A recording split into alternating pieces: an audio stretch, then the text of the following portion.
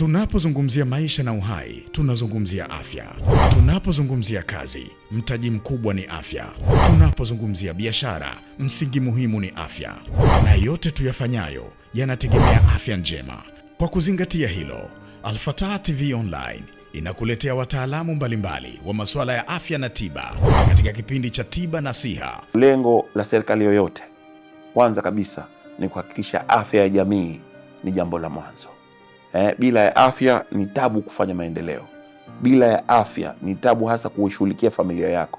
Na maradhi yoyote unayojua wewe yanasababishwa na bakteria au virus hayana njia ya kuondoka zaidi ya chanjo. Kwa sababu wagonjwa wengi wanakuja hapa hospitali hawajijui kama ni wagonjwa wa pressure, lakini anakuja anaumwa kidole, lakini ukimpima pressure unaweza kukuta na pressure 200 na pressure 250. Mpaka unabidi unamuuliza, umekuja mwenyewe hapa hospitali? Na kwamba daktari, mimi nimekuja mwenyewe. Kama unajua kama sekta ya afya ni sekta muhimu sana katika nchi yote duniani. Ni mhimili mkubwa wa uchumi, ambapo kwamba watu wako na afya bora wataweza kujenga nchi yao vizuri zaidi. Lakini vile wawekezaji wanakuja katika nchi hii wanapata moyo kuona kwamba nchi hii kweli ipo tayari kwa uwekezaji. Kila siku za Alhamis saa 11 kamili jioni, usikose Al-Fatah TV Online, dira ya umma. Assalamu alaikum warahmatullahi wabarakatuh, wapenzi watazamaji wa Al-Fatah TV Online. Hii ni Tiba Nasiha, kipindi ambacho kinakujia kila Alhamis saa 11 kamili jioni kwa saa za Afrika Mashariki, lakini pia siku ya Jumamosi saa 2 kamili asubuhi. Hapa utapata kujifunza mambo mbalimbali yanayohusu afya zetu kwa ujumla. Ninayekualika katika kipindi hiki siku ya leo ni mimi Khadija Juma, na hapa studio niko na Bishara Hemedi pamoja na Bijoha Salum. Wao ni maafisa uhamasishaji programu ya malaria Zanzibar. Mtazamaji, Zanzibar ipo katika mpango wa kutokomeza malaria mpaka ifikapo mwaka 2029, na jitihada mbalimbali zimekuwa zikifanyika. Hivyo basi siku ya leo tutaenda kuzungumzia hali ya malaria visiwani Zanzibar na nini sisi kama wanajamii tunapaswa kufanya ili kufikia lengo hilo. Tukusie ubaki nasi kuanzia sasa mpaka pale tutakapofika tamati. Assalamu alaikum. Alaikum salam. Vipi hali? Nzuri. Karibuni sana kwa mara nyingine. Asante sana. Tumekuwa tukikutana hapa na bila shaka katika vipindi vilivyopita tulizungumzia malaria. Hivyo leo ningependa tuingie kimkakati zaidi. Ila kwa kuanza tu kwa kumkumbusha mtazamaji, malaria ni nini na ni kwa namna gani inaambukizwa? Tumesema malaria ni ugonjwa ambao unasababishwa na vimelea aina ya Plasmodium ambao vinasambazwa na mbujiki aina ya Anopheles. Vimelea hivi vinasambazwa kutoka mtu hadi mtu. Yaani mbujika aina ya Anopheles akija kumuuma mtu ambaye tayari kashakuwa na vile vimelea au kashakuwa tayari ana ugonjwa wa malaria, akichukua damu na damu hiyo inabeba vile vimelea ambavyo vimo katika damu yake, na akienda kumtafuna mtu mwingine, mtu huyo uko uwezekano wa kupata malaria. Na mara nyingi malaria inasambazwa pale tu mtu ambapo hafati zile kinga za kuweza kujikinga na ugonjwa wa malaria. Na mtazamaji, kama nilivyosema awali, vipo vipindi ambavyo tulizungumzia malaria. Hivyo kwa leo tutaingia kwenye mikakati zaidi na kujua hali ya malaria visiwani Zanzibar. Kwa hiyo ukitaka kufahamu dalili, kinga, namna ya kujitibu, tembelea vipindi vilivyopita. Tukiingia kwa mujibu wa takwimu za mwaka huu, hali ya malaria visiwani Zanzibar ikoje hasa? Kwa mujibu wa takwimu zinaonyesha kwamba bado tuna kazi kubwa ya kufanya ili kumaliza malaria. Kwa mpaka sasa tayari tumeshaifika ile idadi ya wagonjwa wa malaria wote kwa mwaka jana. Kwa tunaona jinsi gani mara hii grafu inavyopanda sana kwenye idadi ya wagonjwa. Hatutakiwi tuvunjike moyo, sababu tumo kwenye mbio za marathon, lazima tukaze buti ili kufikia lengo la kumaliza malaria kwenye mwaka 2029 kama mkakati wetu wa kumaliza malaria Zanzibar unavyotuelekeza. Hapo awali tulikuwa tumo katika hali nzuri tu ya kumaliza malaria. Tulifikia kwenye chini ya 1%, na tulikuwa tunapata visa pengine kwa mwaka havizidi 4,000. Lakini kwa mwaka jana tulifikia hadi visa 11,095 kwa Zanzibar nzima. Lakini kwa huu mwezi wa 7 kutoka Januari mpaka mwezi wa 7 2026 tayari tuna visa 16,812. Unaona tofauti iliyopo, na hata huu mwaka bado haujamalizika. Na katika hayo, wilaya ambazo zinatuongoza zaidi kuchangia idadi kubwa ya malaria ni wilaya 3 ambazo zote zinatoka hapa Unguja. Wilaya ya kwanza ni ya Kaskazini A ambayo hadi sasa imebeba visa 4,901. Ikifuatiwa na wilaya ya Magharibi B ambayo pia ina visa 4,517, na ya tatu ni wilaya ya Kusini ambayo ina visa 2,401. Yote hii ni kwa sababu kuna baadhi ya wanajamii bado hawajajikita zaidi kwenye kufuata ile mikakati ya kumaliza malaria. Tuseme kuna mikakati mingi ya kumaliza malaria na mengineyo imo katika jamii, yani ni kiwango cha kutekelezeka kwenye mtu mwenyewe mmoja mmoja, kwenye familia, kwenye jamii, na mengine ni ya kitaifa. Kwa upande wetu watu wa malaria tunakuwa tunawahamasisha sana wanajamii waweze kufuata ile mikakati ambayo inawagusa moja kwa moja. Kwa mfano kutumia chandarua chenye dawa. Vyandarua vilitolewa vingi tu, ingawaje ndio miaka imeshaenda, wengine washafika miaka 2, 3 ya vyandarua, lakini bado wengine wanavyo. Kwa hiyo tuendelee kutumia vyandarua vyenye dawa kila siku, na isiwe tu kwa msimu, iwe ni kila siku. Vile vile tunapohisi dalili tu ya ugonjwa wa malaria, yani dalili inaweza kuwa homa, kutapika, kupoteza nguvu, kichwa kinauma, yani saa nyingine ni uchovu tu. Kwa hiyo unatakiwa uwahi kituo cha afya kwa ajili ya uchunguzi na matibabu sahihi iwapo utagundulika na malaria. Hii itasaidia pia kuweka salama na magonjwa mengine. Kama sio malaria, kuna maradhi mengine pengine yanaendelea kwenye mwili wako. Na tusipende tu kutumia dawa kwa mazoea, pengine kichwa tumia Panadol. Sijui kutapika tumia dawa kudhia kutapika. Ni bora tuende tukacheki afya tujue kinachotusumbua zaidi. Na pia unapogundulika na malaria unatakiwa umalize dozi ili kujiweka salama wewe, lakini pia kuwakinga wengine usiwaambukize. Kama alivyosema Bijo hapa kwamba ugonjwa huu unaambukizwa kwa mbu kwenda kumng'ata mtu ambaye ana vimelea na kuambukiza kwenda kumtafuna mwingine, atakuwa na uwezekano mkubwa wa kumwambukiza. Kwa hiyo ili kujiweka salama wewe na familia yako na jamii kwa ujumla, wahi kituo cha afya, lakini pia maliza dozi iwapo utagundulika na huu ugonjwa wa malaria. Lakini mkakati mwingine pia ni kuweka mazingira safi jamani. Mazingira yetu bado nikisema hivyo na maanisha kwa sababu kuna wale ambao wanaona usafi ni ndani ya nyumba yake tu. Akichupa tu kizingiti cha nyumba yake, hiyo ni kazi ya manispaa. Sio hivyo. Sisi tulikolelewa huko chini tulikuwa tunaambiwa asubuhi tutoke na fagio nje, tufagie, tuzunguke nyumba. Siku hizi utamaduni haupo. Yani nyumba unaweza kujiuliza hii nyumba kweli wanaishi watu humu ndani, mbona nje kuna msitu, mataka yamezagaa. Kwa hiyo yale tunarusha tu nje mavifuu, mapuru ya nazi, viplastiki. Ukinyesha mvua yanahifadhi maji yale. Zile chaka ngumu haziozi haraka, zinahifadhi maji. Nikihifadhi maji na maana pale mbu tushampa mazalio yake. Mbu wanazaliwa hata kwenye maji ambayo yanajikusanya kwenye kifuniko tu cha chupa. Maji kidogo sana, au kwenye jani au kwenye kiplastiki cha lai watoto wanapokula lai wakarembea. Anaweza akazaliwa pale na wakatoka watoto wengi wa mbu pale kwenye yale maji kidogo ambayo tumeyadharau. Kwa hiyo njia nzuri ya kujiweka mbali na maambukizi ya malaria ni kusafisha mazingira ili kuweza kuwanyima mbu mazalio yao. Tukiacha mkakati huo, pia kuna mkakati wa kuelimishana. Wewe unajua chochote, muelimishe jirani yako. Ukiona anafanya mambo aliyokuwa sio, mfano wewe umeweka safi nyumbani kwako lakini anarembea taka pembeni kwenye chochoro wenu ambao mnashare pamoja, upafi kunyamaza, unatakiwa muelimishe, sio wa kugombana, wa kumuelimisha ili ajue anachokifanya pale ni kuhatarisha afya ya jamii kwa ujumla, sio yeye peke yake, lakini mbu akizaliwa pale atamuumiza yeye na jamii iliyomzunguka pale. Kwa hiyo tukiweza kufanya hayo na mengineyo ya ziada, kwa mfano ukipata mgeni ukaweza kutoa taarifa sehemu sahihi ili aweze kuja kupima malaria. Kama kule Pemba hiyo huo mwendelezo sasa hivi unafanyika kwamba akitokea mgeni tu kutoa taarifa wanakuja wale wahudumu wa afya majumbani na wanampima. Na kama akaambukizwa malaria wanampa dawa na wanamshauri aende kituo cha afya sana. Wanamshauri aende kituo cha afya kwa ajili ya matibabu sahihi. Kwa hiyo hii ni njia nzuri ambapo yule mgonjwa kafika tu hajawahi kutuambukiza malaria, tunamuwahi kumtibu. Kwa hapa Unguja ni bado kidogo, lakini tunamhamasisha yeye mwenyewe yule mgonjwa au yule mwenye mgeni aweze kufikiria kwamba akipata mgeni kutoka maeneo ambayo bado yana maambukizi makubwa ya malaria, amhamasishe au ampeleke kituo cha afya cha karibu aweze kupima malaria ili kujiweka salama yeye na familia yake. Kule Pemba tunaenda vizuri sasa hivi.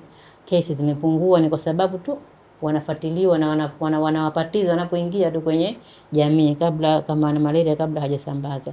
Hatuwanyanyapai, ila tunajua kwamba maeneo jirani na Zanzibar, mfano Tanga, Mtwara, ambako tunachukua wafanyakazi wengi, bado kuna maambukizi makubwa ya malaria sana. Kwa hiyo wanapokuja, possibly ya kwamba wao wamebeba vimelea vya malaria ni kubwa. Kwa hiyo wakija hapa tuwawahi mapema, kuwapima na kuwapa dawa ili tujiweke salama. Nadhani tukiwaelimisha wanakuwa hawaoni kama ni kosa. Usimfanyie nguvu kaona kama ni kosa la jinai kuingia Zanzibar bila kupima malaria. Unamuelimisha. Na kwa faida yake kwamba dawa ni bure, kipimo ni bure. Kwa hiyo ni matumaini mazuri kwamba tutaweza tukafikia pazuri kama tutaliendeleza ili zoezi. Nikirudi kwako Bijoha, kwa mwaka huu inaonyesha kwamba visa vya malaria vimeongezeka ukilinganisha na mwaka jana. Je, idadi kubwa ya visa hivi ni kutoka ndani au nje ya Zanzibar? Kutokana na ufuatiliaji wa ugonjwa wa malaria, inaonyesha kwamba visa vingi ni wageni kutoka nje ambao sehemu yenyewe ni sehemu za maambukizi. Kwa sababu wale wageni wanapokuja, wakikaa au wakifikia katika jamii ambapo wao tayari wale wana immunity ya kujikinga na ugonjwa wa malaria, tayari wana vimelea vya ugonjwa wa malaria, lakini wanafanya kazi zao bila ya kujionyesha zile dalili na ishara za ugonjwa wa malaria. Kwa hiyo wale wanapelekea kuwasambazia wale wanajamii ambao hawajasafiri kwenda sehemu zozote za maambukizi. Na mwanajamii anapopata yale maambukizi, akienda kituo cha afya, akiulizwa umesafiri nje ya Zanzibar ndani ya mwezi, mwanajamii huyo anasema sijasafiri. Lakini utaujiuliza maambukizi haya kayapata vipi? Utajua kwamba maambukizi haya kayapata kutokana na wale ambao wanakuja na maambukizi kutoka sehemu ambazo zina ugonjwa wa malaria, wanakaa katika zile sehemu au katika jamii, na baada ya hapo, kwa vile mbu wapo na wagonjwa wapo, kwa hiyo wanapelekea wasambazia wale wanajamii waliokuwa hawajasafiri. Lakini sasa pale itaonekana kwamba huyu hajasafiri, lakini hii ni local. Ina maana ni nani? Ni mwanajamii, hajasafiri, ni local. Lakini ukiangalia kiuhalisia hasa ni imported, kesi nyingi ni imported. Na hili tunalitilia mkazo sana pale mtu anapokwenda kituo cha afya atoe taarifa sahihi.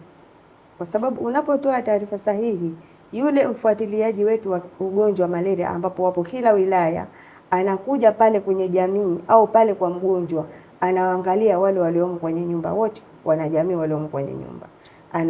Anawatoa damu, anaangalia mazingira yaliokuwepo pale, na akiona kwamba iko haja, wengine wanakuwa wanagundulikana ambao pale wapo hawajaenda hospitali, wanagundulikana kwamba wana ugonjwa wa malaria. Pale anawatibu na baada hapo anatoa ushauri wa kusisitiza ile mikakati ya kujikinga na ugonjwa wa malaria. Kwa hiyo tutaona kwamba wengi wanaoathirika na malaria kwanza ni vijana.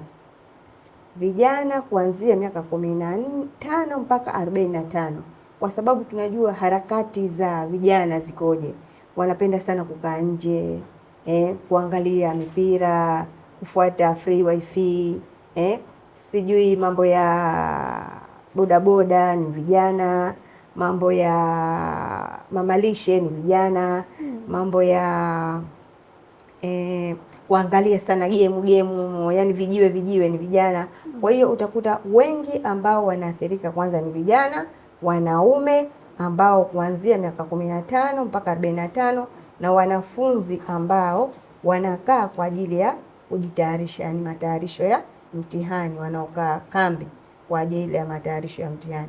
Vile vile na wale ambao watu wanaenda dago, wanatoka Zanzibar, wanaenda sehemu ya maambukizi, wanafanya kazi zao, baadaye wanarejea Zanzibar kwenye jamii, wavuvi wanarudi kwenye jamii zao bila ya kuangalia afya zao. Kwa hiyo na wale mara nyingi huwa tunasisitiza kwamba mara tu wanaporudi sehemu za kazi au sehemu ambao wameenda kuweka dago ambao ni sehemu za maambukizi, kwanza waende kituo cha afya ili kuhakikisha kwamba bado wao hawajaambukizwa ugonjwa wa malaria, kwa sababu ili malaria iambukizwe ni lazima viwepo vitu vitatu. Cha kwanza awape hosti. Hosti tunasema ni mbu, sawa, ambaye anabeba kutoka kwa mwanadamu huyu kupeleka kwa huyu. Halafu awape mgonjwa ambaye tayari kishakuwa na vile vimelea. Halafu pawepo na yale mazingira ambayo yataweza kumlea yule mbu mpaka kufikia stage ya kumwambukiza mwanadamu mwingine. Zanzibar imepiga hatua kiasi gani katika mapambano dhidi ya malaria ukilinganisha na maeneo mengine? Zanzibar kwa kiasi fulani tumepiga hatua kubwa, kwa sababu tulikotokea kabla kama miaka 20-25 nyuma tulikuwa na zaidi ya 40% ya maambukizi ya malaria Zanzibar. Na hali hiyo imetukumba wengi kwenye utoto wetu, kwamba tulikuwa tunaugua sana, tunalazwa, dawa zilikuwa chungu, yani changamoto chungu mzima. Tunaipongeza serikali pamoja na wadau wa kimaendeleo, lakini na jamii na mtu mmoja mmoja kwa kulifanikisha hili, na tumefanikiwa kiasi kikubwa mpaka sasa. Ni takriban huu muongo mmoja, miaka 10 na zaidi kidogo, kwamba tumefanikiwa kumaintain asilimia chini ya 1, yani 0.something, sengine inakuja 0.4, 0.0 ngapi, yani haijawahi kufika 100 tangia, yani huu ni takriban muongo mmoja sasa, kwamba tume maintain chini ya 1%. Hayo ni mafanikio makubwa ambayo yametutangaza zaidi kwenye dunia. Tunajulikana kwenye ramani ya dunia kwamba tumeweza kuipunguza malaria kwa haraka sana, na kwa njia zile ndio zisema mwanzo, kwamba ni vyandarua, ni elimu, ni usafi, ni kuwahi mapema kituo cha afya na kuweza kutibu yale madharia ya mbu. Na mafanikio haya yametupeleka pakubwa sana. Tunashukuru kwamba watalii wanakuja, kwamba wanaona Zanzibar ni free malaria zone, kwamba hawana wasiwasi wanapoingia Zanzibar kwamba hakuna malaria. Lakini vile vile imechangia pakubwa pato la taifa, kwa sababu tunasema tumeweza kupunguza kile kiwango cha pesa zinazotumika kwenye dawa za malaria, kwa sababu zamani ilikuwa hali sio shwari, kwamba dawa zinakuwa nyingi, zinatumika kwenye pesa nyingi zinatumika kwenye dawa za malaria ili kuwatibu wanajamii. Lakini kwa sasa sio sana, watu wengi hawaugui sana malaria, na wanaougua wanaishia kwenye tunasema kwenye line 1, yani kwenye first line hapa, kwamba hatufikii kwenye ile severe au malaria iliyokuwa kali kiasi ambacho tukatumia gharama kubwa. Kwa hiyo wanaolazwa ni kidogo kuliko ambao wanaumwa na kutibiwa na kwenda zao. Lakini pia tumeweza kuisaidia wizara katika mambo mengi. Kwa mfano, wakisevu pesa kwenye malaria wanapata kuongeza kwingine ambako maradhi mengine bado yako juu sana. Vile vile tuseme kiuchumi wa mtu mmoja mmoja umeinuka, kwa sababu ilikuwa mtu kama hamalizi mwezi zamani anaugua yeye au mtoto wake au mke wake, wanalazwa, wanafanyaje. Kwa hiyo pesa ilikuwa inaenda sana kwenye matibabu. Lakini tulipoweza kudhibiti huu ugonjwa, sasa hivi mtu anaweza kufanya shughuli zake pengine miaka 2 hajaugua yeye wala mtoto wake malaria, na sote ni mashahidi hapa. Na ndio maana inaporudi sasa hivi malaria, ukiugua tu unalazwa au unalala ndani, kwa sababu mwili umeshasahau kuugua malaria. Miaka ni mingi, wengine miaka 20 hatujaugua, wengine 5. Kwa hiyo ukipata tu ile malaria siku ya mwanzo, siku ya pili hauwezi kuja kazini, unalala, kwa sababu mwili umeshasahau. Tumekuwa kama wazungu sasa hivi, sote hatujaugua malaria muda mrefu. Unajua mzungu akipata malaria au akipata mafua, kwa hiyo na sisi tukipata sasa malaria shughuli yake sio changa. Ndio maana tunahamasishana tuweze kuchukua tahadhari za kinga mapema, kwa sababu tukiugua sasa hivi shughuli yake ni kubwa, itakulaza ndani, itakuumiza sana. Na tukipata nafasi ya kuongea na wale ambao wameugua, tukiwaomba watupe ule ushuhuda, anasema mtu kutoka moyoni kwamba sirejei tena kosa nililofanya mpaka nikapata malaria. Juzi moja tulienda, kuna skuli fulani wanaita kwa Bwejuu Juu Charity School. Tulikuwa na mazungumzo na wanafunzi kwa sababu inaonekana ile skuli kidogo inakuwa inatoa wagonjwa ambao wanalala boarding pale. Kwa wanapata maambukizi. Tulipojaribu kuwauliza tunaonekana kwamba sio ile skuli ambayo inatoa maambukizi kwa sababu skuli ni safi, mazingira yake ya kupendeza, hamna mazalio, mabweni pia yako safi. Ila ni wale watoto ambao wanaenda kwao siku za likizo. Wanaenda sehemu tofauti na hasa kusini sasa hivi kuna maambukizi makubwa. Kwa wakichanganyika na jamii wanapata maambukizi tena wakirudi kule kwenye boarding wanaambukiza wenzao. Kwa hiyo kumbe zile kesi zimetoka nyumbani na sio pale skuli. Lakini tulipopata bahati ya kuzungumza na wanafunzi wakatuambia ule ushuhuda, kuna watoto wawili ambao waliwahi kuugua malaria wamekuja na vyandarua. Peke yao kwenye bweni ndio wana vyandarua. Na anasema siwezi kulala bila hizo chandarua kwa sababu kajifunza kupitia yale maradhi aliyoyapata. Ni njia moja hapo ya sensitization kupata ugonjwa au kupata tukio. Ukipata tukio unajifunza mara pili.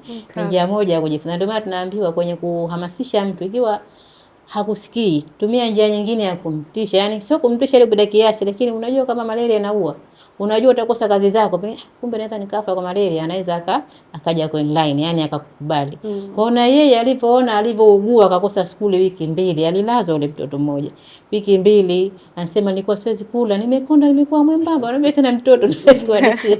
Kwa hiyo mimi nilipoenda nyumbani nikamwambia mama nipe chandarua, kanipa ndo sasa hivi natumia.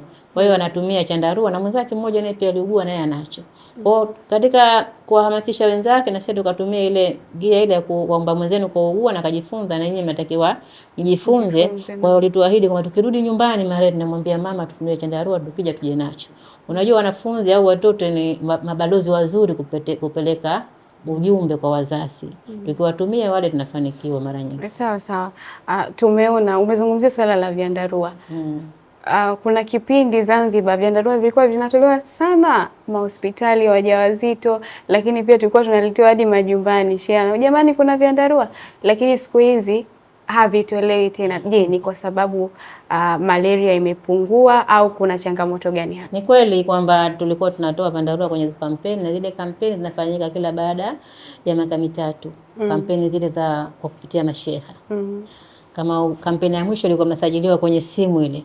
Wanajamii wakawa very interested. Kwa tulipata watu wengi sana ambao walikubali kujisajili na wakapokea vyandarua. Na kama unavyosema kwamba chandarua kilikuwa hakitolewi kimoja. Kama mko watu 8 mnapewa 4. Kabisa. Tunagawa vyandarua, yani chandarua kimoja tunahesabu kwa watu 2. Sawa? Na anapokuwa na mmoja wa ziada pengine nyinyi mko 3. Ina maana 2 watapata kimoja na mmoja atapewa chake. Kwa mko 3 pia mnapewa 2. Sawa? Ndio. Ama labda wewe umeficha zile taarifa kwa sababu wengine wanakuwa hawako wazi kwenye usajili. Mtu akisajiliwa na watoto wangapi anaficha. Lakini waliosema ukweli wakaika wazi wamepata vyandarua kwa idadi ya watu wao walionao kwa formula ya kwamba chandarua kimoja watu 2. Na kwa maeneo mengi miaka 3 imeshafika ambao tumewagaia kwenye mwaka 2023. Tutakiwa mwaka huu wagaiwe tena vyandarua.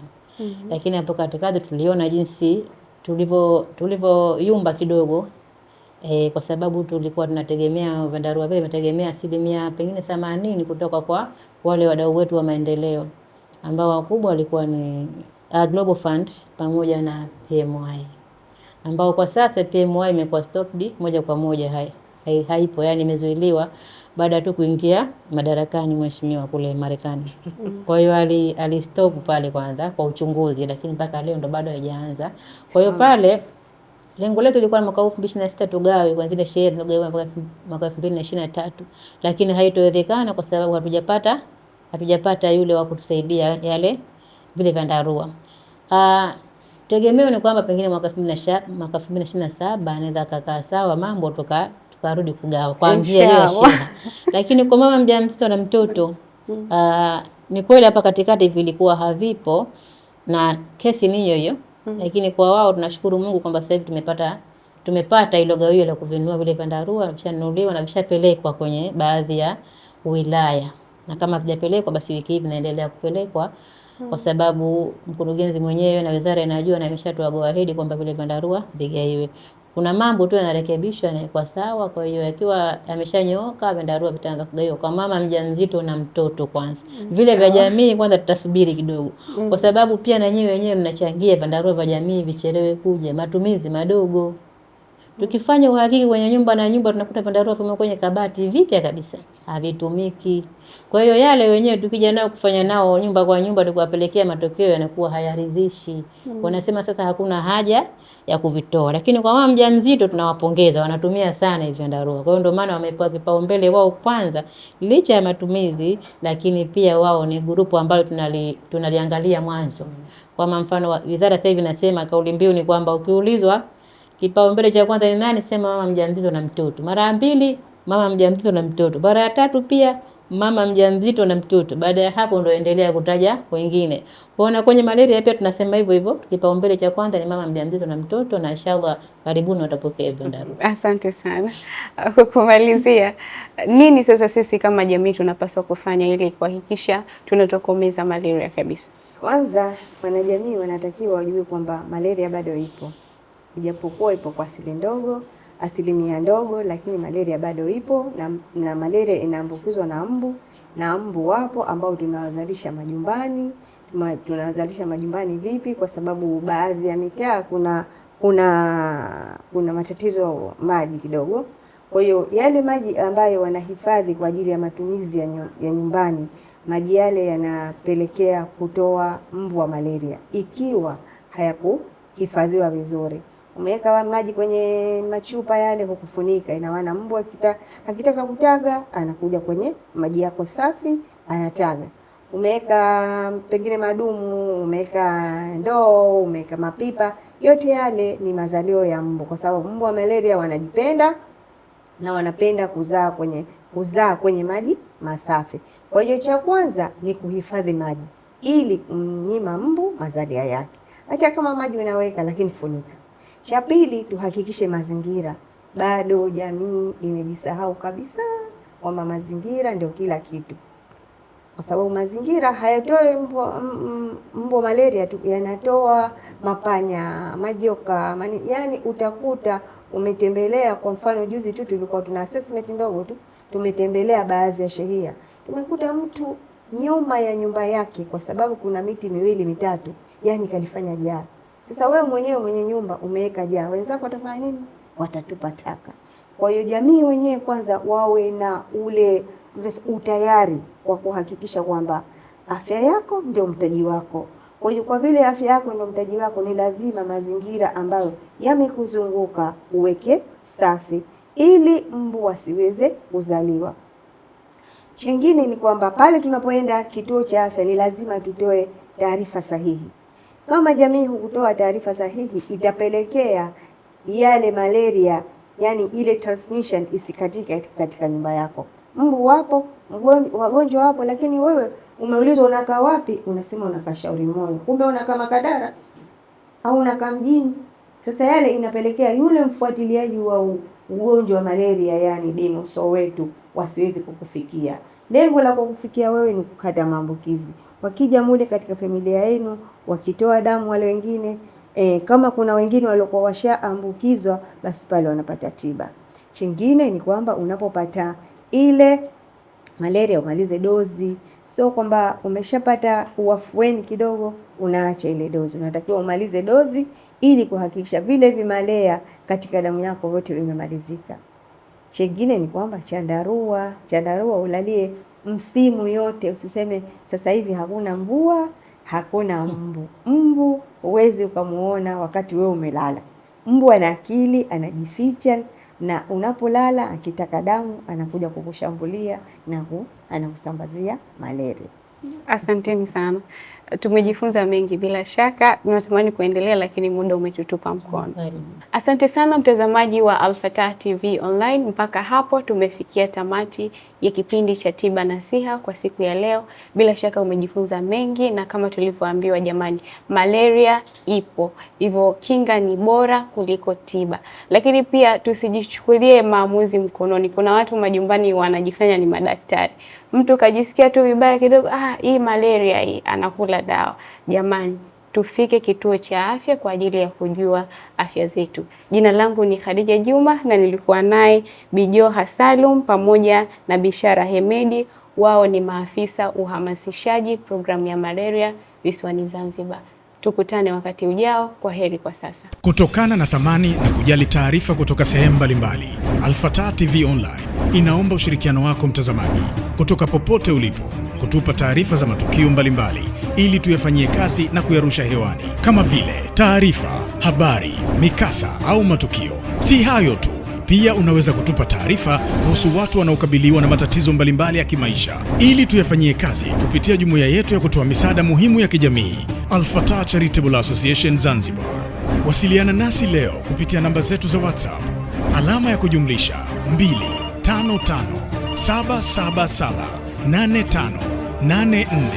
25577785490. Wasilisha kwetu leo, tuifikishe kwa jamii leo. Al-Fatah TV Online, dira ya umma.